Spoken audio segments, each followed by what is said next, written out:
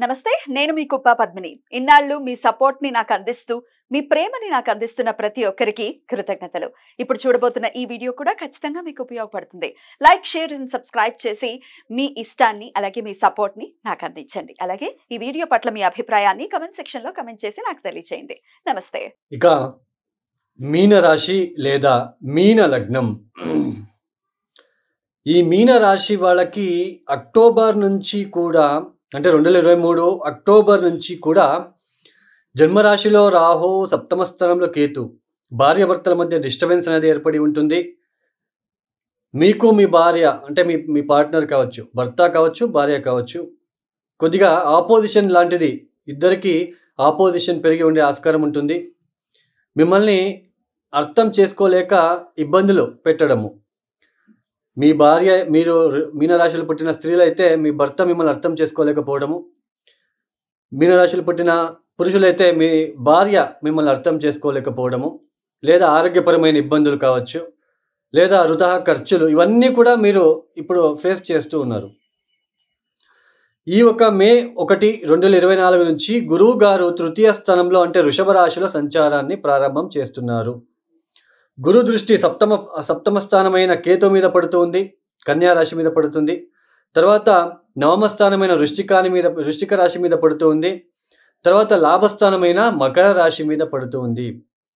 చూడండి, ఈ మీనరాశి వాళ్ళకి గురుబలం లేదు. అయినప్పటికీ గురు రాష్ట్రాధిపతి, దశమాధిపతి అయి తృతీయ స్థానంలో ఉండడము, కమ్యూనికేషన్ సెక్టార్లో, మీడియా సెక్టార్లో రీసెర్చ్, ఆర్టిస్ట్ లాంటివి అంటే రీసెర్చ్ చేయడము, తర్వాత ఈ రీసెర్చ్ లాంటిది, తర్వాత ఈ రైటింగ్, ఒక బుక్ ప్రింటింగ్ లాంటివి. సో ఇలాంటి సెక్టర్లో పనిచేసే వాళ్ళకి చాలా అద్భుతమైన ఫలితాలు రాబోతున్నాయి. తర్వాత బ్యూటీ పార్లర్, సో వీళ్ళకి కూడా బాగుంటుంది, ఇబ్బంది లేదు. ఈ గురు దృష్టి సప్తమ మీద పడుతూ ఉంది కాబట్టి భార్యాభర్తల మధ్య కొద్దిగా అన్యోన్యత పెరుగుతూ ఉంది. తర్వాత ఇక్కడ తృతీయ స్థానంలో సంచారం చేస్తున్నాడు కాబట్టి మీ యంగర్ సిబ్లింగ్స్ అంటే తమ్ముడు కావచ్చు, చెల్లి కావచ్చు, వీళ్ళతో సంబంధాలు మెరుగుపడతాయి, బాగుంటుంది. తర్వాత సప్తమాన్ని చూస్తున్నాడు కాబట్టి భార్యాభర్తల మధ్య కొన్ని డిస్టర్బెన్సెస్ తగ్గుముఖం అవుతుంది. తర్వాత ఇక్కడ ముఖ్యంగా నవమ స్థానాన్ని చూస్తున్నాడు. తీర్థక్షేత్రాల దర్శనాలు చేసుకుంటారు. హైయర్ ఎడ్యుకేషన్ చేసే వాళ్ళకి ఆల్రెడీ నేను చెప్పాను, రీసెర్చ్ చేసే వాళ్ళకి చాలా బాగుంటుంది అని చెప్పేశాను. రీసెర్చ్ చేసే వాళ్ళకి చాలా బాగుంటుంది. తర్వాత కొత్తది ఏదైనా కనిపెట్టాలి, దాన్నే రీసెర్చ్ అని అంటాం. సో అలాంటి వాటికి ఇది ఉపయుక్తకరంగా ఉంటుంది. తర్వాత లాభస్థానాన్ని చూస్తున్నారు. కొత్త మిత్రులు పరిచయము, సో వాళ్ళతో మీకు నచ్చిన టాపిక్స్ని మాట్లాడుకోవడము, విషయాల్ని సంగ్రహించుకోవడము, తీసుకోవడము, ఇలాంటివి బాగుంటుంది. ఇలాంటివి మీకు చాలా మంచి ఫలితాలు వస్తాయి. తర్వాత తృతీయ స్థానంలో గురువుగారు సంచారం చేస్తున్నారు కాబట్టి ఎక్కువ సమాజంలోనే మీకు టైం అనేది స్పెండ్ చేయడానికి అవకాశం ఉంటుంది. సమాజంలో జరిగే ఏదైనా ఇబ్బందులు ఉంటే వాటికి మీరు వెళ్ళి అక్కడ సలహాలు ఇవ్వడం లాంటివి. మొత్తానికి సమాజంలో అంటే ఈ కుటుంబము, ఫంక్షన్స్ ఇవన్నీ కాదు, సమాజంలో జరిగే విషయాల మీద చర్చలు జరుపుకోవడము. సో ఇలాంటి వాటికి ఇక్కడ గురువు మీకు మంచి ఫలితాలు ఇస్తాడు. గురుబలం ఉండదు, బట్ అయినప్పటికీ గురుబలం ఉంటే డబ్బు, వైవాహిక జీవితం బాగుండడము, సో ఇవన్నీ బాగుంటాయి. బట్ గురుబలం లేదు కాబట్టి తృతీయ స్థానంలో సంచారము, ఒక ధైర్యము, స్థైర్యము, సమాజంలో మీ మాటలు నచ్చుతాయి. ఇప్పుడు మీరు మాట్లాడే పద్ధతి, వే ఆఫ్ కమ్యూనికేషన్ వాళ్ళకి నచ్చుతుంది. అప్రోచింగ్ విధానం నచ్చుతుంది యాక్చువల్లీ. తర్వాత వచ్చేసి సోదరులతో ఉన్న ఇబ్బందులు అవన్నీ తగ్గుముఖమవుతాయి. భార్యాభర్తల మధ్య ఉన్న సమస్యలు కొద్దిగా పరిష్కారం దిశగా సాగుతాయి.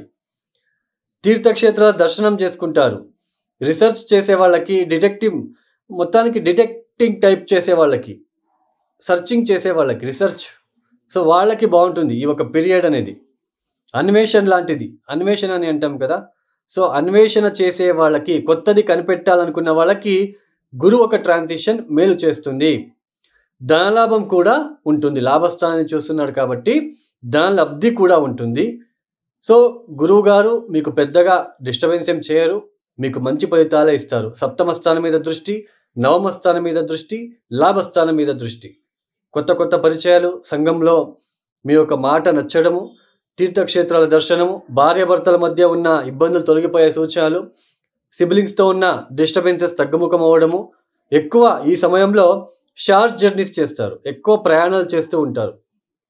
తరచూ ప్రయాణాలు చేయడము ఎక్కువగా ఉంటాయి. సో ఇలాంటి ఫలితాలు ఉంటాయి. ఆర్థికంగా కూడా కొద్దిగా బాగుంటుంది. పెద్దగా ఇబ్బందులు అయితే కనిపించదు. సో మీనరాశి వాళ్ళు తప్పనిసరిగా భయం వదిలేయండి.